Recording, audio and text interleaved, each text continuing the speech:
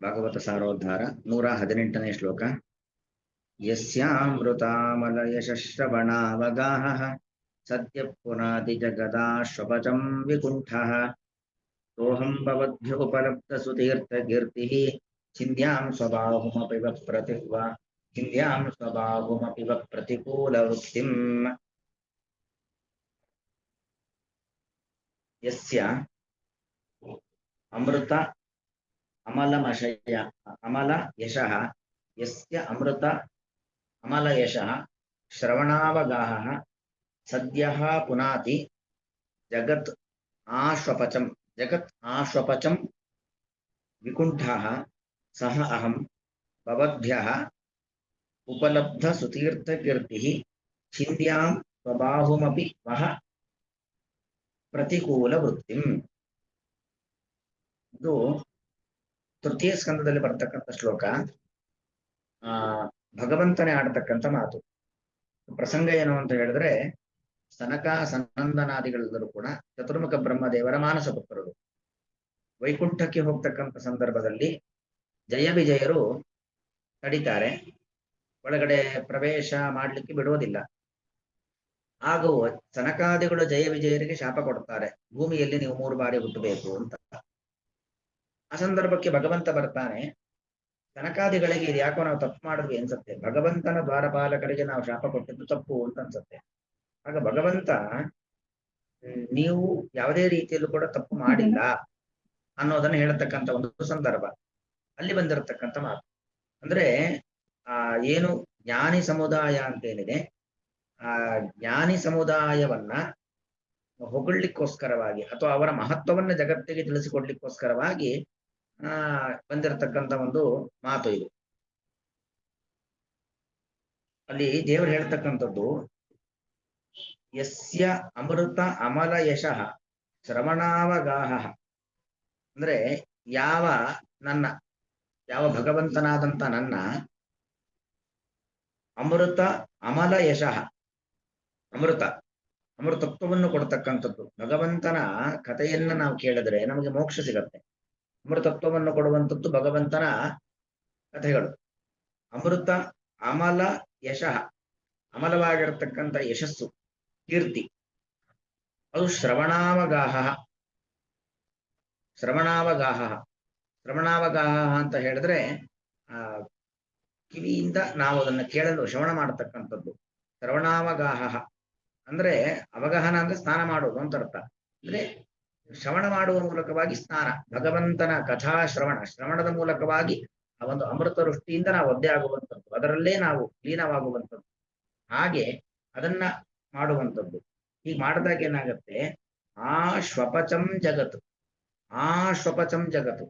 ಅಂದ್ರೆ ಶ್ವಪಚ ಅಂದ್ರೆ ಏನು, ಚಂಡಾಲ ಅಂತ ಅರ್ಥ. ಶ್ವಪಚ ಅಂದ್ರೆ ಚಂಡಾಲ ಅಂದ್ರೆ ಅತ್ಯಂತ ಅನಾಗರಿಕ ವ್ಯಕ್ತಿ ಅಂತ ಅರ್ಥ. ಅಲ್ಲಿವರೆಗೂ ಜಗತ್ ಸದ್ಯ ಪುನಾತಿ, ಭಗವಂತನ ನಾಮಸ್ಮರಣೆ, ಭಗವಂತನ ಕಥಾಶ್ರವಣ ಇತ್ಯಾದಿಗಳನ್ನು ಮಾಡುವುದರಿಂದಾಗಿ ಒಬ್ಬ ಚಂಡಾಲ ಅಂದ್ರೆ ಅತ್ಯಂತ ನೀಚನಾಗಿರತಕ್ಕಂಥ ಒಬ್ಬ ಅನಾಗರಿಕ ವ್ಯಕ್ತಿ, ಅಂಥವನು ಕೂಡ ಭಗವಂತನ ಕಥಾಶ್ರವಣ ಮಾಡದ ಅಂತ ಆದ್ರೆ ಸಮಸ್ತ ಜಗತ್ತೇನಾಗತ್ತೆ, ಅದು ಪವಿತ್ರವಾಗತ್ತೆ. ಸದ್ಯ ಪುನಾತಿ, ಕೂಡಲೇ ಆ ಭಗವಂತನ ಕಥೆಗೆ, ಭಗವಂತನ ನಾಮಕ್ಕೆ ಅಷ್ಟು ಮಹತ್ವ ಇದೆ, ಅದು ಪವಿತ್ರವಾಗುತ್ತದೆ.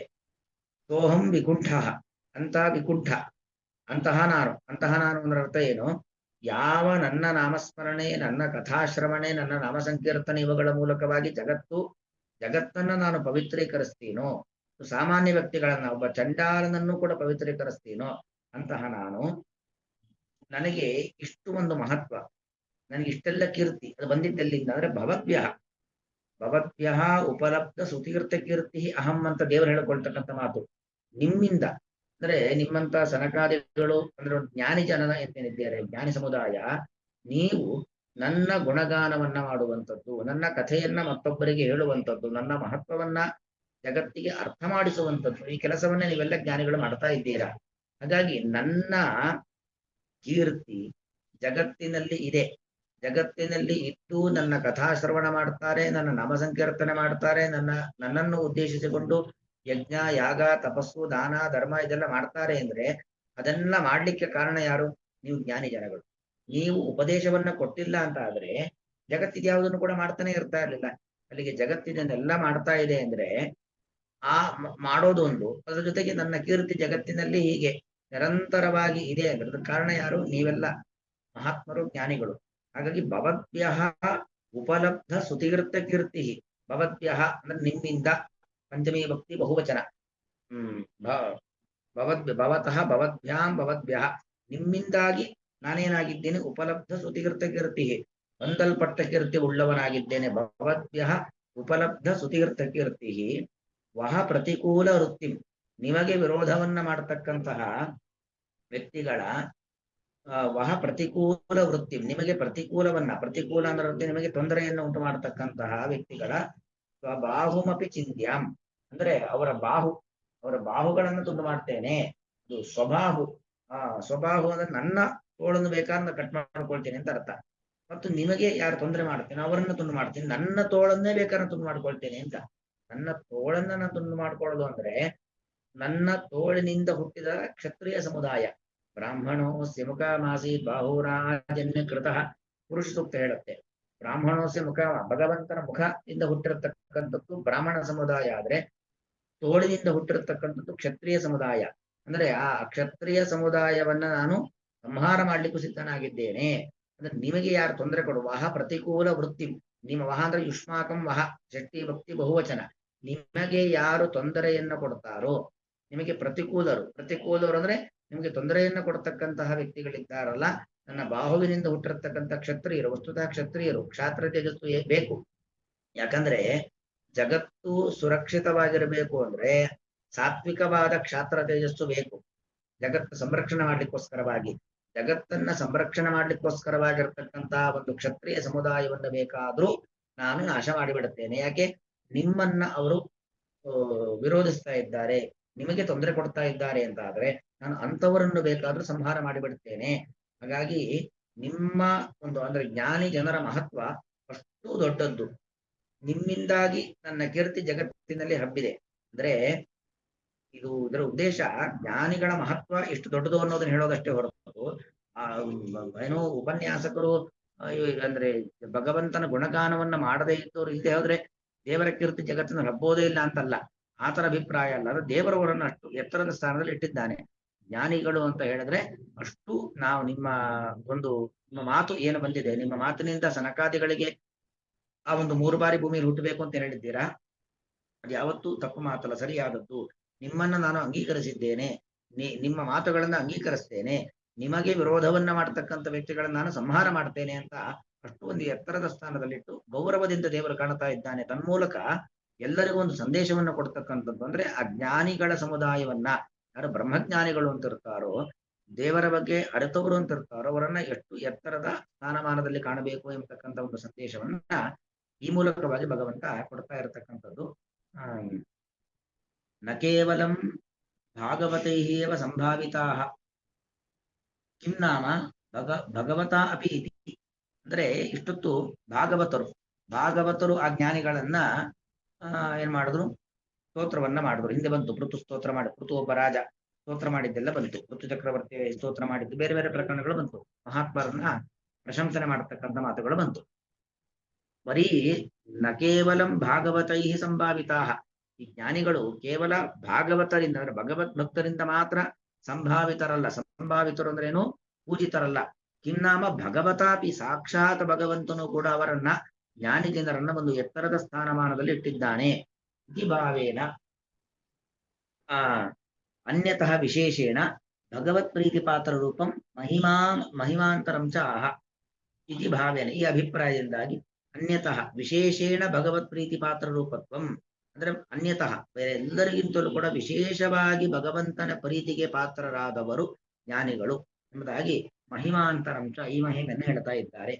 ತತ್ರ ಆದೋ ಭಗವದ್ಭಕ್ತೇಷು ಭಗವನ್ ಮಹಿಮಾ ಪ್ರತಿಪಾದಕತ್ವಾತ್ ವಿಶೇಷತಃ ಭಗವತ್ ಪ್ರೀತಿ ಪಾತ್ರತ್ವಂ ಇತ್ಯಾಹ. ಭಗವದ್ಭಕ್ತೇಷು ಭಗವಂತನ ಭಕ್ತರಲ್ಲಿ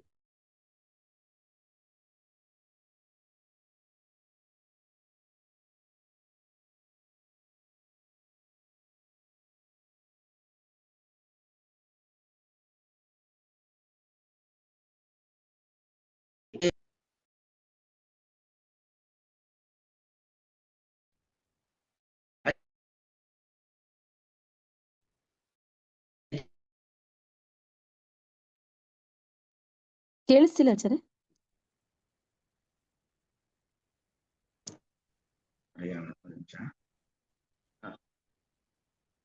ಜಯ ವಿಜಯರನ್ನು ಕುರಿತು ಶಾಪ ಕೊಟ್ಟಿರ್ತಕ್ಕಂಥ ಸನಕಾದಿಗಳನ್ನು ಕುರಿತು ಭಗವಂತ ಆಡ್ತಕ್ಕಂಥ ಮಾತು. ಸನಕಾದೀನ್ ಪ್ರತಿ ಭಗವದ್ ವಚನಮೇತದು. ಸನಕಾದಿಗಳನ್ನು ಕುರಿತು ಭಗವಂತ ಆಡತಕ್ಕಂಥ ಮಾತು. ಯಸ್ಯ ಮಮ ಅಮೃತಂ, ಅಲ್ಲಿ ಶ್ಲೋಕದಲ್ಲಿ ಯಸ್ಯಾಮೃತ ಮಲ ಯಶಃ ಅಂತಿದೆ. ಯಸ್ಯ ಅಂದ್ರೆ ಯಾವ ನನ್ನ, ಅಂದ್ರೆ ಮಮ ಭಗವಂತ ಆಡತಕ್ಕಂಥ ಮಾತು. ಯಸ್ಯ ಈಕ್ವಲ್ಸ್ ಮಮ ನನ್ನ, ಅಮೃತ ಅಮಲ ಯಶಃ ಅಮೃತಂ ಕರ್ಣ ಪೀಯೂಷಂ ಕಿವಿಗೆ ಕರ್ಣಾಮೃತವಾಗಿರತಕ್ಕಂಥ ಕಿವಿಗೆ ಆನಂದ, ತನ್ಮೂಲಕವಾಗಿ ದೇಹಕ್ಕೆ ಮನಸ್ಸಿಗೆ ಇಂದ್ರಿಯಗಳಿಗೆ ಆನಂದವನ್ನು ಉಂಟು ಮಾಡತಕ್ಕಂತಹ ಯಶಸಃ ಶ್ರವಣಂ ತದೇವ ಅವಗಾಹ ಸ್ನಾನಂ, ಭಗವಂತನ ಕಥೆ ಕೇಳೋದೇ ಒಂದು ದೊಡ್ಡ ಅವಭೃತ ಸ್ನಾನ. ಅಂತಹ ಸ್ನಾನದಿಂದಾಗಿ ಸದ್ಯ ತತ್ಕ್ಷಣಾತ್ ಜಗತ್, ತತ್ಕ್ಷಣದಲ್ಲೇ ಜಗತ್ತು ಸಮಸ್ತ ಪ್ರಪಂಚ ಎಷ್ಟರ ಮಟ್ಟಿಗಿದೆ ಆ ಶ್ವಪಚಂ ತತ್ಪರ್ಯಂತಂ ಪುನಾತಿ, ಒಬ್ಬ ಚಂಡಾಲನವರೆಗೂ ಸಮಸ್ತ ಜಗತ್ತೇನಾಗತ್ತೆ ಪವಿತ್ರವಾಗುತ್ತದೆ. ತಾದೃಶ ಯಶೋ ವಿಶಿಷ್ಟೋಹಂ, ಅಂತಹ ಕೀರ್ತಿ ಸಂಪನ್ನನಾಗಿರ್ತಕ್ಕಂಥ ನಾನು ಭವದ್ಭ್ಯ ಸಕಾಶ, ನಿಮ್ಮಿಂದಾಗಿ ಉಪಲಬ್ಧ ಸುತೀರ್ಥ ಕೀರ್ತಿ ಅಂತಿದೆ. ಉಪಲಬ್ಧ ಅಂದ್ರೆ ಹೊಂದಲ್ಪಟ್ಟ, ಲೋಕೇಶು ವಿಸ್ತಾರಿತ, ಲೋಕದಲ್ಲಿ ನನ್ನ ಕೀರ್ತಿ ಎಲ್ಲ ಕಡೆ ಹಬ್ಬಿದೆ. ಸುತೀರ್ಥ ಪಾವನತಮ ಕೀರ್ತಿ ಅಂದ್ರೆ ಲೋಕದಲ್ಲಿ ನನಗೊಂದು ಪವಿತ್ರವಾದ ಕೀರ್ತಿ ಇದೆ. ಆ ಕೀರ್ತಿ ಬರ್ಲಿಕ್ಕೆ ಕಾರಣ ಅದು ನೀವು ಅಂತ ಅರ್ಥ. ಸುತೀರ್ಥ ಕೀರ್ತಿ ಯಸ್ಸಿ ಸಹ ಯತಃ ಅತಃ, ಯಾವ ಕಾರಣದಿಂದ ನಿಮ್ಮಿಂದ ನನ್ನ ಒಂದು ಸ್ಥಾನ ಮಾನ ಜಾಸ್ತಿ ಆಗಿದೆ, ಜಗತ್ತಿನಲ್ಲಿ ಎಲ್ಲ ಕಡೆ ಶಾಶ್ವತವಾಗಿ ಉಳಿಯುವಂತೆ ಆಗಿದೆ. ಅತಃ ಆದ್ದರಿಂದ, ವಹ ಅಂದ್ರೆ ನಿಮಗೆ, ಮಮ ಪರಮ ಸೇವಕಾರ್ಯತೆಯ ಪರಮ ಪ್ರೀತಿ ಪಾತ್ರಾಣಾಂ ಭವತಾಂ ಅಂತರ್ಥ. ನಿಮ್ಮ ನನ್ನ ಮಮ ಪರಮ ಸೇವಕಾರ್ಯ, ನನ್ನ ಪರಮ ಸೇವೆಯನ್ನ ಮಾಡುವ ಮೂಲಕವಾಗಿ ನನಗೆ ಪರಮ ಪ್ರೀತಿ ಪಾತ್ರರಾಗಿರತಕ್ಕಂಥ ನಿಮಗೆ ಪ್ರತಿಕೂಲ ವೃತ್ತಿ, ಪ್ರತಿಕೂಲ ವಿರುದ್ಧ ವೃತ್ತಿ, ಅಂದ್ರೆ ನಿಮಗೆ ವಿರೋಧವನ್ನ ಮಾಡ್ತಕ್ಕಂಥವರು, ಜ್ಞಾನಿ ಸಮುದಾಯಕ್ಕೆ ವಿರೋಧವನ್ನು ಯಾರು ಮಾಡ್ತಾರೋ, ವರ್ತನಂ ಇರುವಿಕೆ, ಯಸ್ಯ ತಂ ಅಂತಹ ವ್ಯಕ್ತಿಯನ್ನು ಸ್ವಬಾಹುಂ ಅಂದ್ರೆ ನನ್ನ ಅಂತವರಿಗೆ ಯಾರಾದ್ರೂ ವಿರೋಧ ಮಾಡಿದ್ರು ಅಂದ್ರೆ, ನಿಮ್ಮಂತ ಜ್ಞಾನಿಗಳಿಗೆ ವಿರೋಧ ಮಾಡಿದ್ರು ಅಂದ್ರೆ ಅಂತವರಿಗೋಸ್ಕರ ನಾನು ನನ್ನ ತೋಳನ್ನು ಬೇಕಾದ್ರೂ ಕಟ್ ಮಾಡ್ಕೊಳ್ತೀನಿ. ತೋಳು ಕಟ್ ಮಾಡ್ಕೊಳ್ಳೋದಂದ್ರೆ ಸ್ವಬಾಹುಂ ಅಂದ್ರೆ ತಜ್ಜಾತಂ, ನನ್ನ ಬಾಹುವಿನಿಂದ ಹುಟ್ಟಿರ್ತಕ್ಕಂತಹ ಸಾಕ್ಷಾತ್ ಪಟ್ಟಾಭಿಷಿಕ್ತಂ ಕ್ಷತ್ರಿಯಮಪಿ, ಅವನು ನೃಪತಿ ಸಮಸ್ತ ಮನುಷ್ಯರ ಒಡೆಯ ಎಂಬುದಾಗಿ ಪಟ್ಟಾಭಿಷಿಕ್ತನಾಗಿರ್ತಕ್ಕಂಥ ರಾಜ ಬೇಕಾದರಾಗಿರ್ಲಿ, ಕ್ಷತ್ರಿಯಮಪಿ ಚಿಂದ್ಯಾಂ ವಿಗತ ಸಂಪದಾಂ ಕರೋಮಿ ಕಿಮನ್ಯಂ, ಅಂದ್ರೆ ತುಂಡು ಮಾಡ್ತೀನಿ ಅಂದ್ರೆ ಸೀಲ್ ಹಾಕ್ತೀನಿ ಅಂತ ಅರ್ಥ ಅಲ್ಲ. ಅವನನ್ನ ರಾಜ್ಯ ಭ್ರಷ್ಟನನ್ನಾಗುವಂತೆ ಮಾಡಿಬಿಡ್ತೇನೆ. ಅವನಿಗೆ ಏನು ಸಿಕ್ಕಿತ್ತು ಆ ಪಟ್ಟಾಭಿಷೇಕ, ಅವನಿಗೆ ರಾಜ ಪದವಿ, ಅದನ್ನೇ ಬೇಕಾದ್ರೆ ನಾಶ ಆಗುವಂತೆ ಮಾಡಿಬಿಡುತ್ತೇನೆ. ಅಲ್ಲಿಗೆ ಜ್ಞಾನಿ ಜನರಿಗೆ ಯಾರೂ ಕೂಡ ತೊಂದರೆಯನ್ನ ಕೊಡಬಾರದು. ಮತ್ತು ಅವರ ಮಹತ್ವ ಎಂಥದ್ದು, ಭಗವಂತನಿಗೆ ಅವರ ಮೇಲೆ ಎಷ್ಟು ಪ್ರೀತಿ ಎಂಬತಕ್ಕಂಥ ಈ ವಿಚಾರಗಳನ್ನು ಇಲ್ಲಿ ಭಗವಂತ ಬ್ರಾಹ್ಮಣರ ಮೂಲಕವಾಗಿ, ಅಂದ್ರೆ ಸನಕಾದಿಗಳ ಮೂಲಕವಾಗಿ ಜಗತ್ತಿಗೆ ಆ ಜ್ಞಾನಿಗಳ ಮೇಲೆ ತನಗೆ ಎಷ್ಟು ಪ್ರೀತಿ ಅನ್ನೋದನ್ನ ಸಂದೇಶವನ್ನ ಕೊಡ್ತಾ ಇದ್ದಾನೆ. ಯಸ್ಯ ಯಾವ ನನ್ನ ಅಮೃತ ಅಮಲ ಯಶಃ, ಮೋಕ್ಷಪ್ರದವಾಗಿರತಕ್ಕಂತಹ ನಿರ್ಮಲವಾಗಿರತಕ್ಕಂಥ ಕೀರ್ತಿಯು ಶ್ರವಣಾವಗಾಹ ಕಿವಿಯಿಂದ ಕೇಳಲ್ಪಡುತ್ತಿರಲು, ಆಶ್ವಪದಂ ಜಗತ್ತು ಚಂಡಾಲನ ಪರ್ಯಂತವಾಗಿರತಕ್ಕಂಥ ಜಗತ್ತು ಸದ್ಯ ಪುನಾದಿ ಕೂಡಲೇ ಪವಿತ್ರವಾಗುತ್ತದೆ. ಸೋಹಂ ವಿಕುಂಠ, ಅಂತಹ ಉತ್ತಮವಾದ ಕೀರ್ತಿ ಪಾತ್ರನಾಗಿರ್ತಕ್ಕಂಥ ನಾನು ಭವದ್ಭ್ಯ ನಿಮ್ಮಂತ ಜ್ಞಾನಿಗಳಿಂದಾಗಿ ಉಪಲಬ್ಧ ಸುತೀರ್ಥ ಕೀರ್ತಿ, ಹೊಂದಲ್ಪಟ್ಟ ಉತ್ತಮವಾದ ಕೀರ್ತಿ ಉಳ್ಳವನಾಗಿದ್ದೇನೆ, ಅಂದ್ರೆ ಕೀರ್ತಿಶಾಲಿಯಾಗಿದ್ದೇನೆ. ಇಂತಹ ನಾನು ವಹ ನಿಮಗೆ ಪ್ರತಿಕೂಲ ವೃತ್ತಿ, ವಿರೋಧವನ್ನ ಉಂಟು ಮಾಡಿರ್ತಕ್ಕಂಥ ವ್ಯಕ್ತಿಗಳ ಅಂದ್ರೆ ಸ್ವಬಾಹುಂ, ನನ್ನ ಬಾಹುವಿನಿಂದ ಹುಟ್ಟಿರ್ತಕ್ಕಂಥ ಸ್ವಬಾಹುಮಪಿ, ನನ್ನ ಬಾಹುವಿನಿಂದ ಹುಟ್ಟಿರ್ತಕ್ಕಂಥ ಕ್ಷತ್ರಿಯ ಸಮುದಾಯವನ್ನು ಚಿಂದ್ಯಾಂ ತುಂಡು ಮಾಡಿ ಏನು, ಚಿಂದ್ಯಾತ ಚಿಂದ್ಯಾತಾಂ ಚಿಂದ್ಯು ಚಿಂದ್ಯಾಂ ಚಿಂದ್ಯಾಹ ಚಿಂದ್ಯಾತು ಚಿಂದ್ಯಾತ ಚಿಂದ್ಯಾಂ, ಉತ್ತಮ ಪುರುಷ ಏಕವಚನ, ಅಂದ್ರೆ ನಾನು ತುಂಡು ಮಾಡಿ ಏನು ಎಂದು ಹಿಂದೆ ಮುಂದೆ ನೋಡೋದಿಲ್ಲ ಅಂತ. ನಿಮಗೆ ಯಾರು ವಿರೋಧವನ್ನ ಮಾಡುತ್ತಾರೋ ಅಂತವರ ಒಂದು ಶಿಕ್ಷೆ ಅದು ಯಾವತ್ತೂ ಇದ್ದೇ ಇರುತ್ತೆ. ನಿಮ್ಮಂತ ಜ್ಞಾನಿ ಜನಗಳ ಒಂದು ಸಂರಕ್ಷಣೆ ಎಂಬತಕ್ಕಂಥದ್ದು ಅದು ಯಾವತ್ತೂ ಕೂಡ ಇರುವಂಥದ್ದು. ಅಲ್ಲಿಗೆ ಜ್ಞಾನಿ ಜನರನ್ನ, ಬ್ರಹ್ಮಜ್ಞಾನಿಗಳನ್ನ ಯಾರು ಕೂಡ ವಿರೋಧ ಮಾಡಬಾರದು, ಅವರಿಗೆ ತೊಂದರೆಯನ್ನು ಕೊಡಬಾರದು ಎಂಬತಕ್ಕಂಥ ಒಂದು ಸಂದೇಶವನ್ನ ಭಗವಂತ ಇಲ್ಲಿ ಕೊಡ್ತಾ ಇದ್ದಾನೆ.